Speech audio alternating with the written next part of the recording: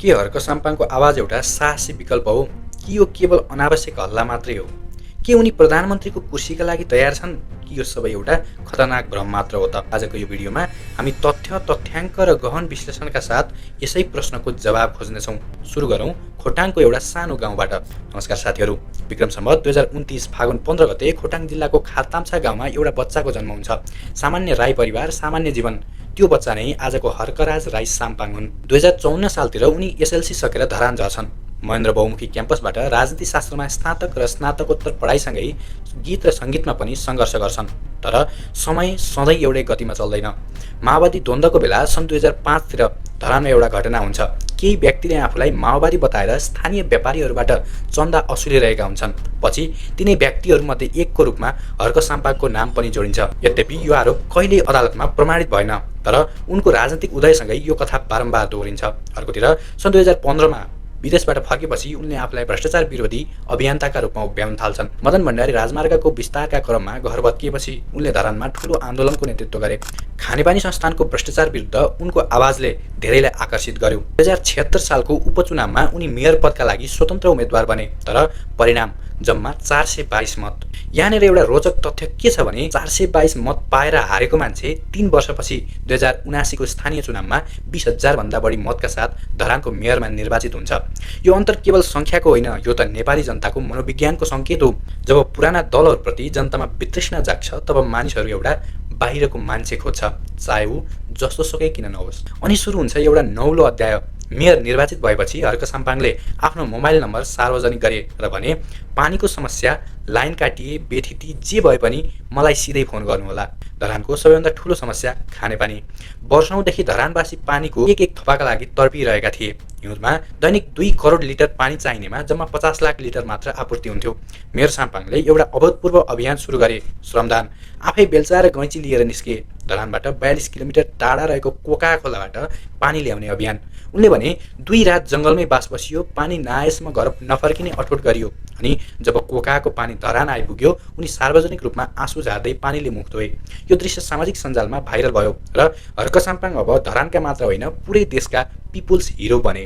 यहाँ तपाईँ आफैलाई प्रश्न गर्नुहोस्, यदि तपाईँको सहरमा पानी आउँदैन, बिजुली हुँदैन र सडक भत्किएको छ, अनि एउटा मान्छे आएर भन्छ म आफै बेलचा लिएर निस्किन्छु, तपाईँहरू पनि आउनुहोस्, के तपाईँ उसलाई भोट दिनुहुन्छ? यही भावनात्मक शक्ति हो जसले हर्क साम्पाङलाई उभ्याएको छ। तर यहाँनिर अर्को कथा पनि सुरु हुन्छ। हर्क साम्पाङ जब मेयर भए तब उनले धेरै काम गरे। सडक मर्मत, सरसफाई, वृक्षारोपण, लागु औषध विरुद्ध अभियान। उनी हरेक शनिबार आफै ढुङ्गा बोक्थे, हातमा छाला उब्किए पनि रोकिएनन्। तर यिनै कामहरूमा अर्को पाटो पनि देखियो। सरदू नदीको किनारमा बनाइयो श्रम संस्कृति पार्क। यो पार्क हेर्दा सुन्दर छ, तर कानुनी रूपमा महानगरपालिकाको कार्यकारी बैठकमा कुनै छलफल भएन, वातावरणीय प्रभाव मूल्याङ्कन भएन। यो पार्क बनेको छ नदीको बहाव क्षेत्रमा, जहाँ कुनै पनि निर्माण गर्न पाइँदैन।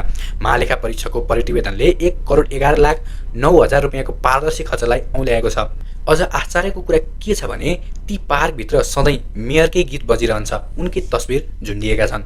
यो केवल पार्कको कथा होइन, डेपुटी मेयरसँगको विवाद, कर्मचारीहरूसँगको द्वन्द्व, पत्रकारहरू विरुद्धको मुद्दाको धम्की, विधि र प्रक्रियाको व्यवस्था, यी सबै घटनाले के देखाउँछ भने यो एक्लो योद्धाको शैलीमा संस्थागत सुशासनको गम्भीर अभाव छ। कल्पना गर्नुहोस्, तपाईँको घरमा पानीको धारा सुक्खा छ, तपाईँको छोरी तिर्खाएकी छिन्, अनि एकजना मान्छे आएर भन्छ म पानी ल्याइदिन्छु, तर मलाई कुनै प्रक्रिया नसोध, हिसाब किताब नमाग।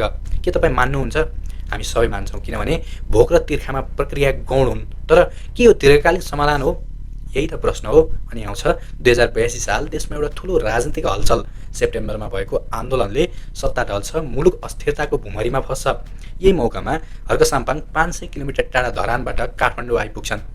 एउटै उद्देश्य, प्रधानमन्त्री बन्ने। उनले आफै खुलासा गरेका छन्, मलाई 2वटा मन्त्रालय अफर भयो, तर मैले लिइनँ, किनभने मलाई भनियो भारतीय दूतावास जानुपर्छ। म हिचकिचाएँ, म सत्ताको भोको होइन।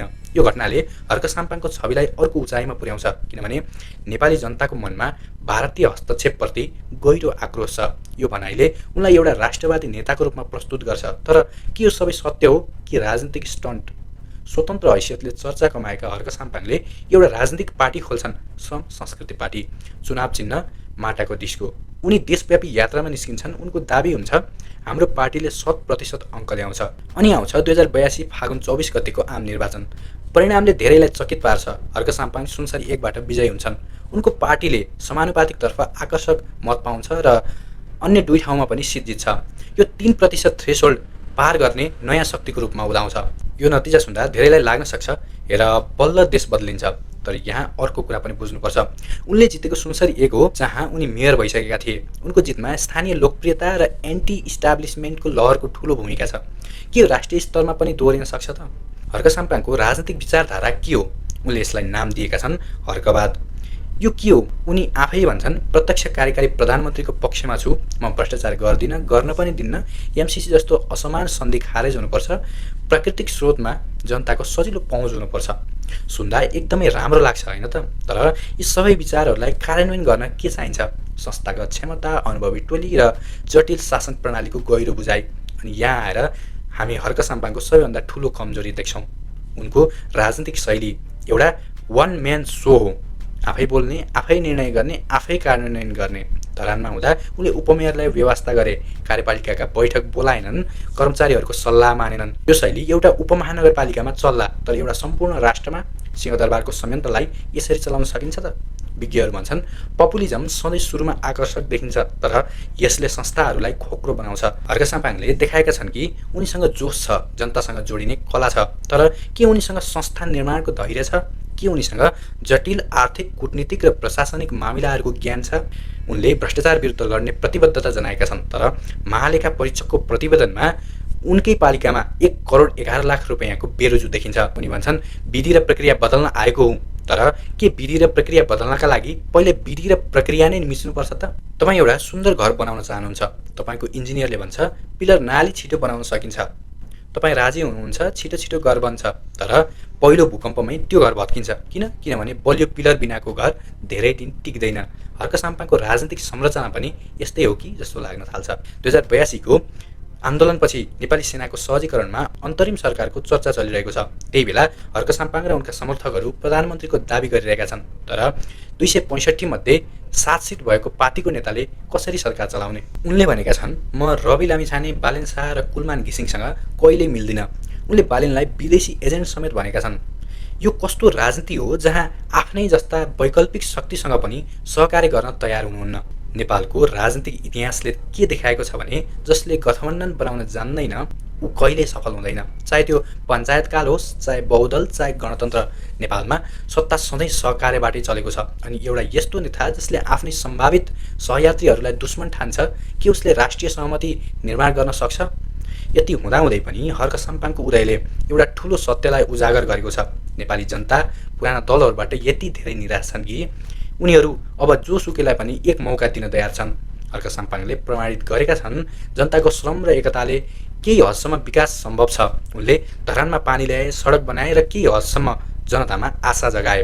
तर प्रधानमन्त्रीको कुर्सी केवल आशा र श्रमले मात्र चल्दैन। त्यसका लागि चाहिन्छ संस्थागत अनुभव, नीतिगत गहिराई, कूटनीतिक सन्तुलन र सबैभन्दा महत्त्वपूर्ण लोकतान्त्रिक प्रक्रिया र विधिको शासनप्रतिको अटल प्रतिबद्धता। त्यसो भए हर्क साम्पाङ के हुन् त? साहसी आवाज कि अनावश्यक हल्ला? सत्य यो हो कि उनी दुवै हुन्। उनी साहसी पनि हुन् किनभने उनले पुराना राजनीतिक दलहरूको जरामा प्रहार गरे। उनले देखाए कि जनताको सामूहिक शक्तिले असम्भवलाई सम्भव बनाउन सकिन्छ। तर उनी अनावश्यक हल्ला पनि हुन् किनभने संस्था निर्माणको सट्टा उनले आफ्नै व्यक्तित्वको पूजा गरे, प्रक्रियालाई होइन प्रचारलाई प्राथमिकता दिए र सहकार्यको राजनीतिलाई अस्वीकार गरे। र सबैभन्दा ठूलो प्रश्न, के हर्क साम्पाङ प्रधानमन्त्री बन्न तयार छन् त? यदि प्रधानमन्त्री भनेको केवल एउटा कुर्सी हो, एउटा पद हो र एउटा शक्तिको प्रतीक हो भने हुनसक्छ उनी तयार छन्। तर यदि प्रधानमन्त्री भनेको 3 करोड नेपालीको जीवनस्तर सुधार्ने गहन जिम्मेवारी हो, भूराजनीतिक सन्तुलन मिलाउने जटिल कला हो र लोकतन्त्रका संस्थाहरूलाई बलियो बनाउने ऐतिहासिक दायित्व हो भने उनी अझै तयार छैनन्। उनलाई अझै धेरै सिक्न बाँकी छ, धेरै बुझ्न बाँकी छ र सबैभन्दा ठूलो कुरा आफ्नो एक्लो योद्धाको छविलाई सामूहिक नेतृत्वमा बदल्न बाँकी छ। तर हर्क साम्पाङको यात्राले एउटा ठूलो पाठ सिकाउँछ। राजनीति भनेको केवल 4-5 घरानाका लागि मात्र होइन। एउटा सामान्य परिवारको मान्छे जसले आफ्नो हातले ढुङ्गा बोक्यो, जसले जङ्गलमा बास बस्यो, त्यो पनि सिंहदरबारसम्म पुग्न सक्छ। यो सन्देश आफैमा क्रान्ति हो। मित्रहरू, यो भिडियोमा हामीले हर्क साम्पाङको सम्पूर्ण यात्रालाई तथ्य र विश्लेषणका साथ हेऱ्यौँ। तपाईँको विचार के छ? के हर्क साम्पाङ प्रधानमन्त्री बन्न योग्य छन्? कमेन्टमा भन्नुहोला र यो भिडियोलाई सेयर गरेर अरूलाई पनि जानकार बनाउन मद्दत गर्नुहोला। धन्यवाद। जय नेपाल।